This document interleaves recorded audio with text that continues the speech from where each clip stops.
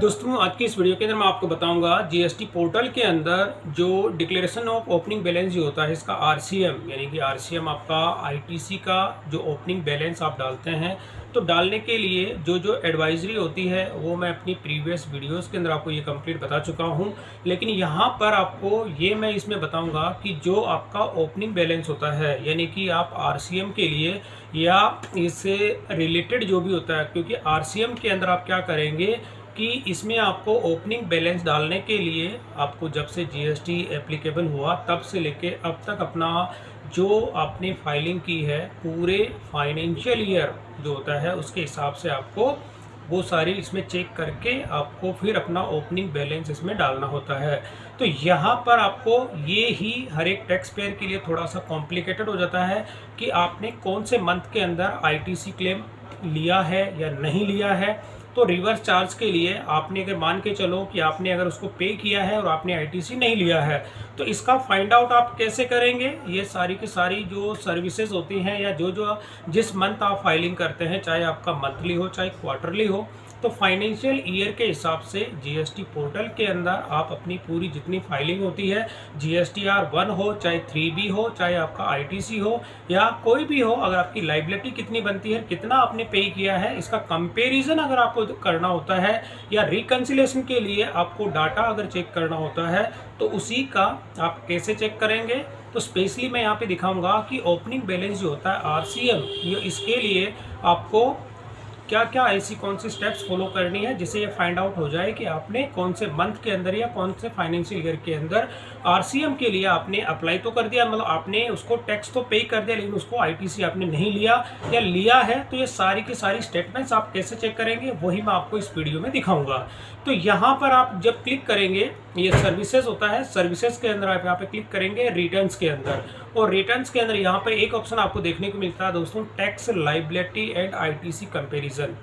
तो जैसे ही आप इस पर क्लिक करते हैं तो क्लिक करने के साथ ही यहाँ पर आपको फाइनेंशियल ईयर आपको सेलेक्ट करना है। तो जैसे मैं यहाँ पे अभी इसको थोड़ा रिफ्रेश कर देता हूँ तो यहाँ पे क्या होता है कि फाइनेंशियल ईयर आपको सेलेक्ट करना है। तो जैसे आप इस पर क्लिक करेंगे तो आप देखेंगे जब से जीएसटी इसमें एप्लीकेबल हुआ है, यानी कि यहाँ पर आप देखेंगे 2017-18 से लेके अब तक जो करंट फाइनेंशियल ईयर है वहाँ तक की आपको स्टेटमेंट इसमें देखने को मिलती है। तो यहाँ पर मैं ले लेता हूँ जो लेटेस्ट में जो फाइनेंशियल ईयर है उसी की मैं आपको यहाँ पे थोड़ा सा एक्सप्लेन कर देता हूँ, और उसी के बेस पे आप बाकी के जितने भी फाइनेंशियल ईयर होते हैं उसी हिसाब से अपनी समरी को आप चेक कर सकते हैं। तो जैसे मैं करंट फाइनेंशियल ईयर मैंने सेलेक्ट किया और यहाँ पर मैं करता हूँ सर्च। तो सर्च करने पर आप यहाँ पे देखेंगे कि मल्टीपल टेबल्स जो रहती है वो आपको देखने को मिलती है। अब यहाँ पर आप देखेंगे कि ये वाली जो अलग अलग टेबल्स होती है इसमें मैं सबसे पहले आपको दो ही चीज़ बता देता हूँ कि आपको आरसीएम के लिए कौन कौन सी ऐसी जो टेबल्स जो होती है वो आपको इसमें देखनी होती है। तो यहाँ पे सबसे पहले सेकंड नंबर की होती है tax liability due to reverse charge, एक तो ये आपको देखना है। तो ये वाली टेबल पे जैसे आप क्लिक करते हैं तो यहाँ पर क्या होता है कि आपने जो रिवर्स चार्ज जो होता है यानी कि आपने आरसीएम जो टैक्स पे किया है उसकी समरी आपको इस टेबल के अंदर देखने को मिलती है। तो यहाँ पर आप देखेंगे कि मैंने यहाँ पे अभी करंट जो फाइनेंशियल ईयर है मेरी कोई भी एंट्री यहाँ पे नहीं है, जो कि आप देखेंगे कि मैंने जो एज पर टेबल 3.1D, क्योंकि यहाँ पर आप देखेंगे कि आरसीएम जो होता है रिवर्स चार्जेस की जो आप एंट्री करते हैं कौन से से टेबल नंबर 3 के अंदर करेंगे, 3.1D के अंदर आपको एंट्री करनी होती है और उसी के अंदर आपको डाटा उसमें फीड करना होता है। तो यहाँ पर आप देखेंगे कि मेरा IGST, CGST, SGST, सेस वगैरह कुछ भी नहीं है। तो यहाँ पर ये फाइनेंशियल ईयर वाइज आप इसमें एक तो टेली कर सकते हैं कि आपने टेबल नंबर 3.1D के अंदर कितनी एंट्री आपने की है। मेरी एक भी एंट्री नहीं है तो यहाँ पे आपको 00 देखने को मिलेगी। अगर आपकी कोई एंट्री होती है तो आपको वहाँ से 3.1D के अंदर आप देख सकते हैं। तो ये तो हो गया टेबल नंबर 2 का काम। ये तो हो गया कि आपने आईटीसी जो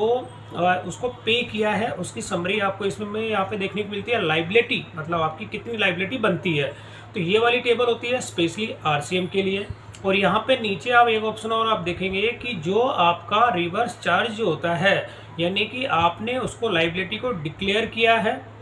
और इसके साथ ही कौन सा आपने क्लेम लिया है। यहाँ पे जो 6 नंबर की जो टेबल होती है, तो रिवर्स चार्ज की आपकी लाइबिलिटी और आपने कितना डिक्लेयर किया है, और इनपुट टैक्स क्रेडिट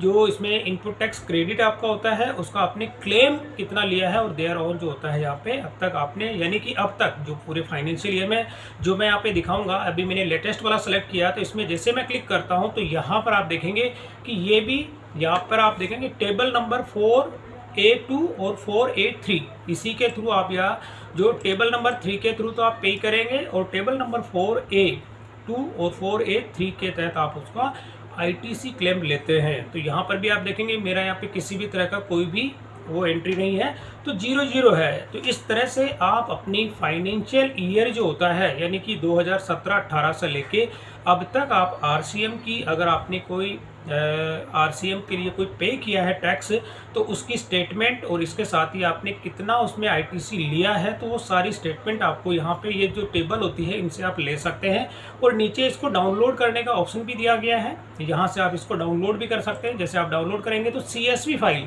मतलब इस फॉर्मेट में डाउनलोड हो जाता है, और यहाँ पर आप देखेंगे कि जो भी एंट्रीज आपकी होती है तो एक्सेल के अंदर भी आप इस एंट्री को ले सकते हैं और अपनी कैलकुलेशन के हिसाब से आप इसको यूज़ कर सकते हैं। तो ये तो हो गया कि आप आरसीएम के लिए अपना किस तरह से डाटा चेक करेंगे। तो वो सारी कंप्लीट इन्फॉर्मेशन आपको फाइनेंशियल ईयर वाइज आपको चेक करनी होती है। तो एक एक एंट्रीज को आप मंथ वाइज भी यहाँ पे चेक कर सकते हैं कि कौन से मंथ आपने फाइल किया है, कौन से मंथ में नहीं किया है। तो ये तो हो गया दोस्तों आरसीएम का, यानी कि जो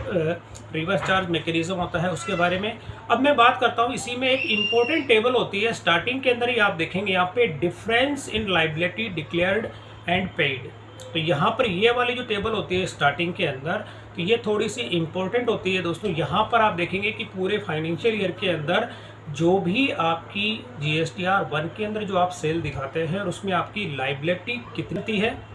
और आपने 3B के अंदर जो होता है कितनी उस लाइबिलिटी को आपने पे किया है और कितना आपका डिफरेंस है, वो सारी डिटेल्स आपको यहाँ पे देखने को मिलती है। तो यहाँ पर आप देखेंगे कि मैंने अभी अप्रैल मंथ की मैं बात करूँ, अप्रैल से लेके जुलाई तक का ये डाटा है, क्योंकि मैंने अप्रैल से लेके जुलाई तक की मेरी एंट्री मैं कर चुका हूँ। और यहाँ पर आप देखेंगे कि एज पर जो लाइबिलिटी जो होती है GSTR 1 के अंदर, जो 2B और 2A का जो स्टेटमेंट होता है उसके हिसाब से आप देखेंगे कि मेरे जो GSTR 1 के अकॉर्डिंग मेरी लाइबिलिटी कितनी बनती है, 13,509 रुपये की मेरी लाइबिलिटी बनती है। अब मैंने 3B के टाइम में कितना, 3B के टाइम में मैंने कितना इसको पे किया, यानी कि आप देखेंगे कि 3B जब मैंने फाइल की थी तो जितनी मेरी लाइबिलिटी बनती है मैंने उतना ही इसको पे कर दिया। तो यहाँ पर आप देखेंगे कि कोई भी डिफरेंस नहीं है। तो यहाँ पे आप देखेंगे कि दोनों का डिफरेंस कितना, 0। मैंने GSTR 1 के अंदर मेरी जितनी लाइबिलिटी बनती है वो मैंने 3B के टाइम में जितनी बनी उतनी मैंने पे कर दी। तो यहाँ पे मेरा डिफरेंस 0 हो गया। और यहाँ पे आप देखेंगे परसेंटेज कितना, 100% आपका होना चाहिए। जो डिफरेंस आपका होता है तो ये परसेंटेज जो नंबर होता है इसमें प्लस माइनस उस हिसाब से चलता है। तो ये आप चेक कर सकते हैं। अगर मान के चलो दोस्तों आपकी लाइबिलिटी जितनी बनती है और आपने उतना पे नहीं किया है, तो यहाँ पर ये रेड कलर में आ जाता है और यहाँ पर वो उतना ही दिखा देता है नंबर की कितने परसेंट आपका, ये 100% अभी आप देखेंगे परसेंटेज के अंदर है ये, तो ये परसेंटेज में दिखा देंगे 100% मेरा करेक्ट है। और यहाँ पर जैसे डाटा आपका मिसमैच होता है तो उसी के हिसाब से आपका GST पोर्टल पे आपको नोटिस देखने को मिलता है। तो ये चीज़ होती है। अब यहाँ पर अगर आपका डाटा अगर मिसमैच होता है और आपके लेजर बैलेंस के अंदर पेमेंट नहीं होता है या होता भी है, तो क्या करना होता है, अगर आपका जितना डिफरेंस होता है उतना ही यहाँ पर एक ऑप्शन दिया गया है, मेक पेमेंट थ्रू DRC 03। अगर मान के चलो कि आपकी लाइबिलिटी ज़्यादा बनती है और आपने उसको कम पे किया है, तो जो भी टैक्सेबल अमाउंट यहाँ पे आप देखेंगे अगर वो रहता है, तो यहाँ से आप इस ऑप्शन का यूज़ करके वो जितना भी बैलेंस आपका जो कम पड़ता है टैक्स का, वो पेमेंट आप यहाँ से कर सकते हैं, मेक पेमेंट थ्रू DRC 03। ये हो गया। और इस वाली स्टेटमेंट को है अगर आप डाउनलोड करना चाहते हैं तो इसको डाउनलोड भी कर सकते हैं। नीचे ये ऑप्शन दिया गया है डाउनलोड CSV का, तो इसकी भी फॉर्मेट मैं आपको दिखा देता हूँ। जो भी आपका डाटा इसमें देखते हैं तो एक CSV फॉर्मेट के अंदर आपको ये देखने को मिलता है। इस तरह से ये डाटा आपको देखने को मिलता है। तो इस डाटा को भी आप अपनी कैलकुलेशन के लिए यूज़ में ले सकते हैं, जिस हिसाब से अब आपको यूज़ में लेना है ये होता है। तो अब यहाँ पर ये देखेंगे, ये वाली एक इम्पोर्टेंट होती है। बाकी की और भी टेबल्स होती है जिसके अंदर आप और डिटेल से देख सकते हैं कि आपने कितना ITC, आपकी जो समरी होती है, आप कितना आपने ITC लिया है, कितना आपने पे किया है और कितना बैलेंस है, सारी चीज़ें आपको इसके अंदर देखने को मिलती है। तो ये सारी और भी टेबल्स होती है। इन टेबल्स को आप अपने अकॉर्डिंग जैसे जैसे आपकी लाइबिलिटीज़ कितनी बनती है, कितना आपने इनपुट टैक्स क्रेडिट क्लेम किया है, कितना नहीं किया है, कितने इंपोर्ट्स जो गुड्स होती है, वो सारी की सारी डिटेल्स आपको इसमें देख सकते हैं। तो मेन आपकी ये थोड़ी इंपॉर्टेंट होती है, फर्स्ट नंबर की टेबल होती है। यहाँ पे आप अपनी GSTR 1 और GSTR 3B की जो कैलकुलेशन होती है, जितना आप टैक्स इसमें पे करते हैं, जितना डिफरेंस आप देखते हैं, वो सारी की चीज़ें आपको इसमें देखने को मिल जाती है। तो ये काफ़ी एक इम्पोर्टेंट जो होता है, काफ़ी